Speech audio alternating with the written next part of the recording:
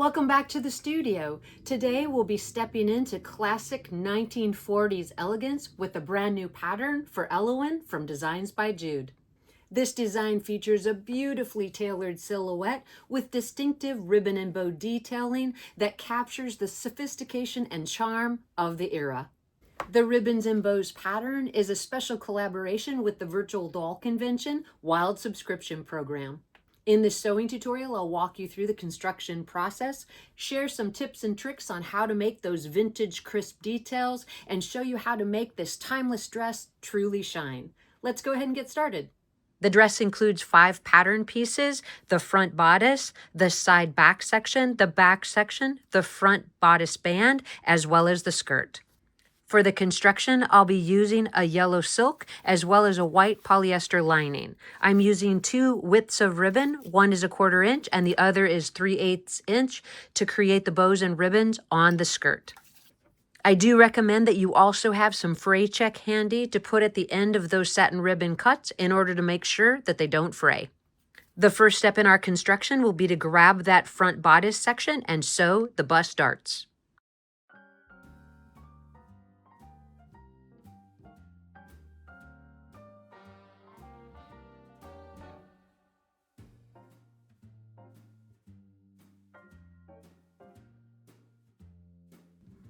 You want to remember to leave the strings long enough so that you can tie off each dart.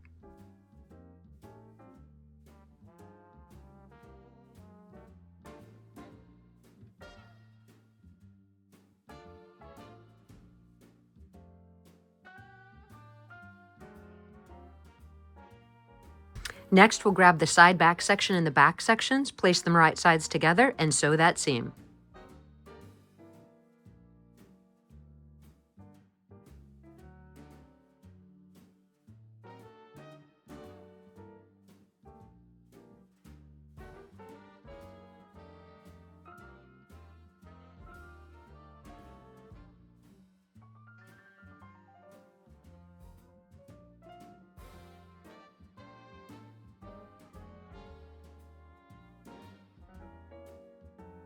We'll take our back sections, place them right sides together to the front section, and sew the side seams.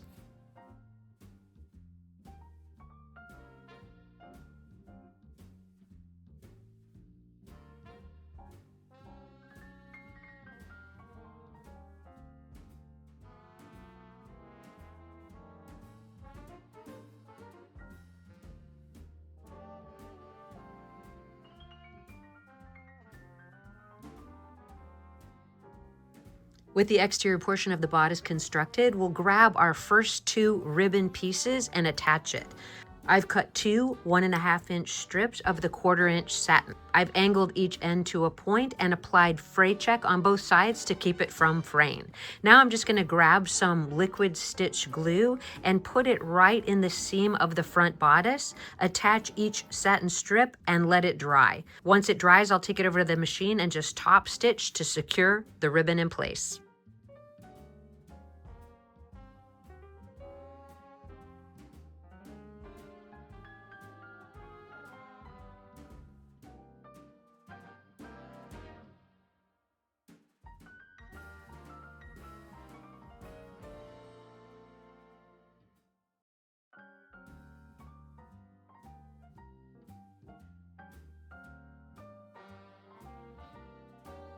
To prepare the bodice band, you'll take it and fold it with right sides together and sew across each short end.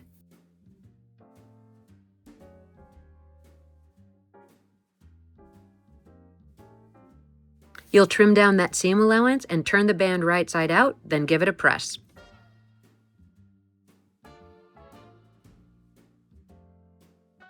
You'll place the band to the top of the bodice, starting in 1/4 inch from the raw edge.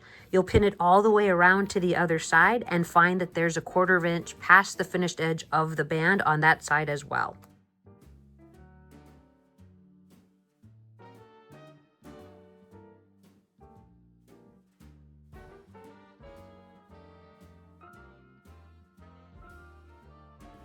Let's get that basted in place.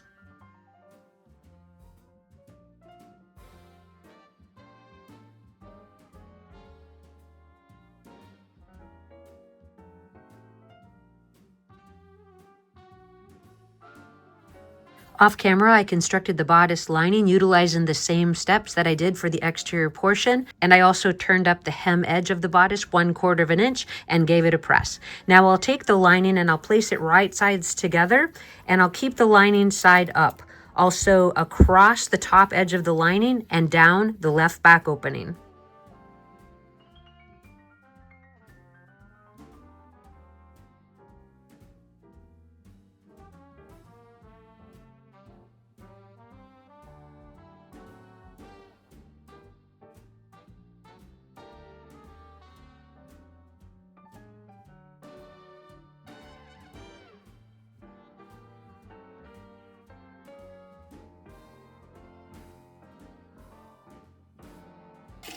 You will stop that seam at the left back opening right at the folded edge of the lining.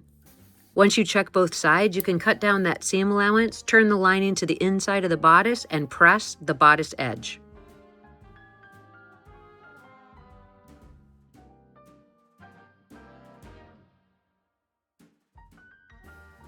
With our lining pressed to the inside, we'll set the bodice aside and start construction of the skirt. The skirt and the skirt lining are cut from 2 full circles on the fold. You'll take your scissors and use one of the folds of the back opening and cut it to make the center back seam.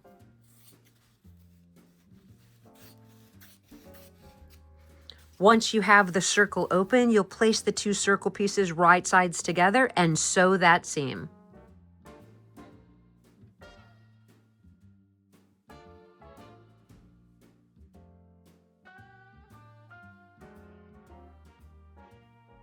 You'll repeat those same steps with the lining pieces.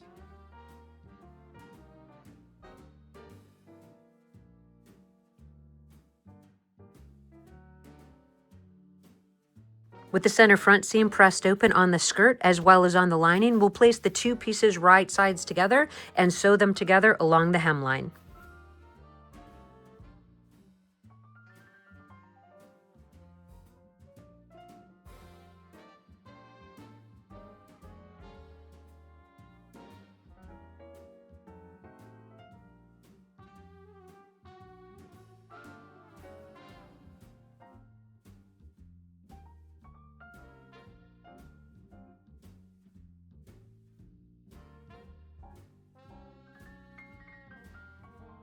Once you have the circles connected, you can trim down that seam allowance, press the lining to the inside, and press the hemline.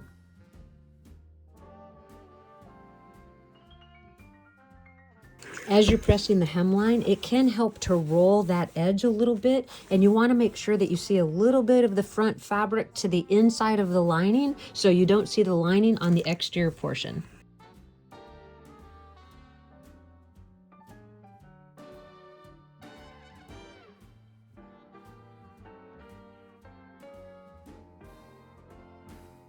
With our hem edge pressed, we'll overlock or zigzag along both the right and left back openings of the skirt and lining.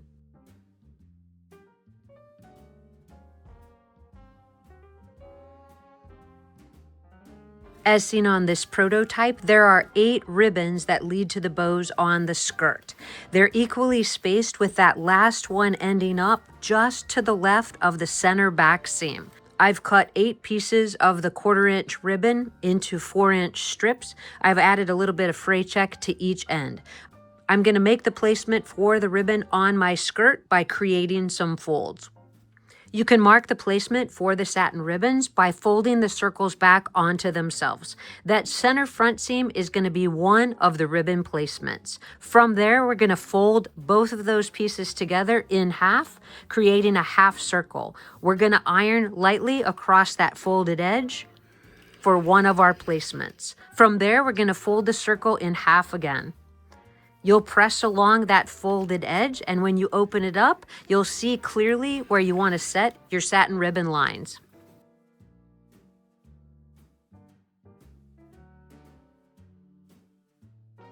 We'll grab each of our 4-inch strips, and starting at the waist edge, we'll glue them along each of the press lines.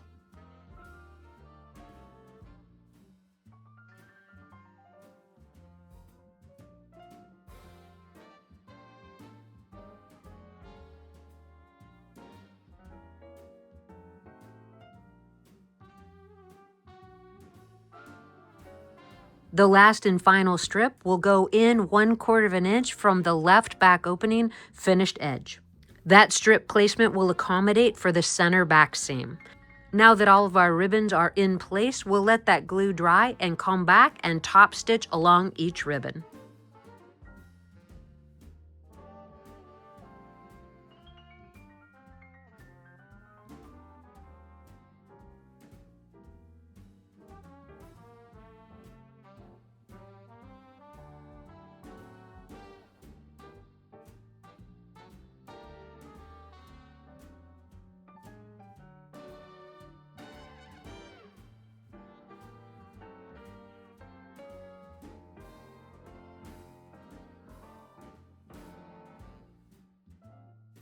With all of our ribbons top stitched in place, the next step is going to be to run a gathering stitch at the waist edge.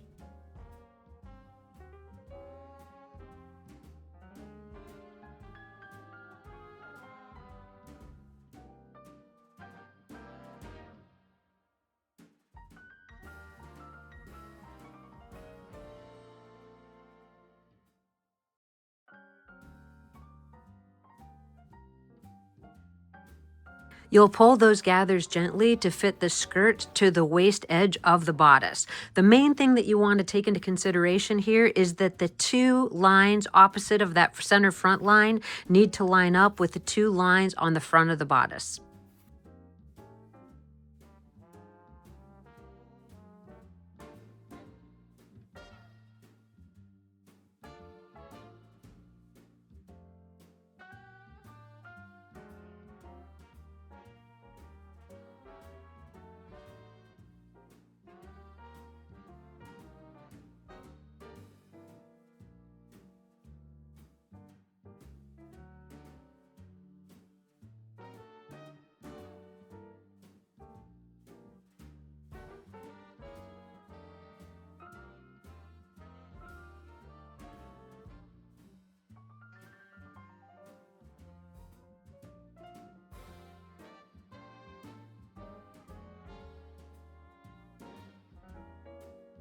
Once you have the waist seam sewn, you do want to confirm that you like the way the ribbons are matching from the bust to the skirt assembly.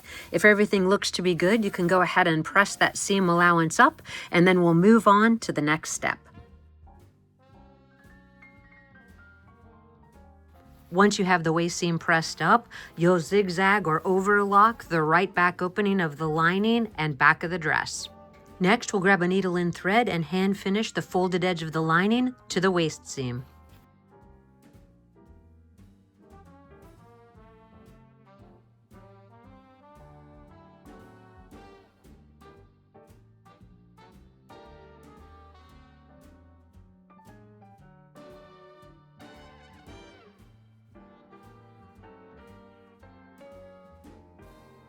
We'll place the dress right sides together and pin it from the hem to the dot as indicated on the pattern.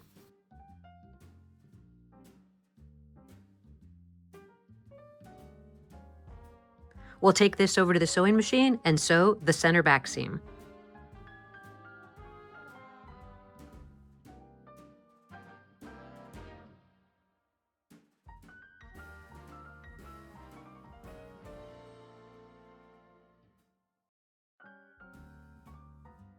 You'll notice that that center back seam, as we discussed earlier, lines up directly with that last satin ribbon. We'll press the back seam allowance to the left, making sure that the waist seam lines up and that the top of the bodice lines up as well. We'll grab one of our Elowin dolls and get a fit. Here's a quick fit on our doll, and I think everything came together really, really well. We're going to mark the placement for the snaps in the back, and once we have those snaps in place, we'll almost be finished with the construction.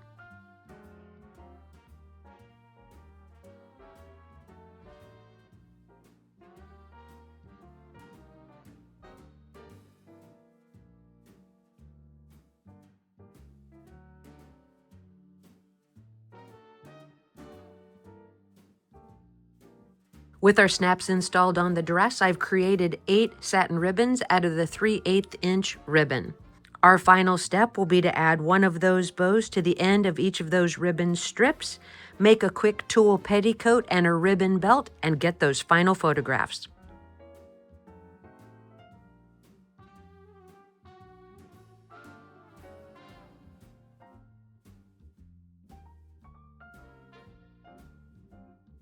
And here we have the finished dress. The tailored lines, the 1940s inspired silhouette, and those signature ribbon and bow details that really bring this design to life. This pattern was created to highlight classical styling and practical construction, making it a satisfying project whether you're sewing for display or for play. If you found this video to be helpful, please like, subscribe, and share with fellow doll sewists. Your support helps bring more tutorials, patterns, and collaboration designs to the channel. Thank you so much for sewing along with me today, and I look forward to seeing you again for the next project.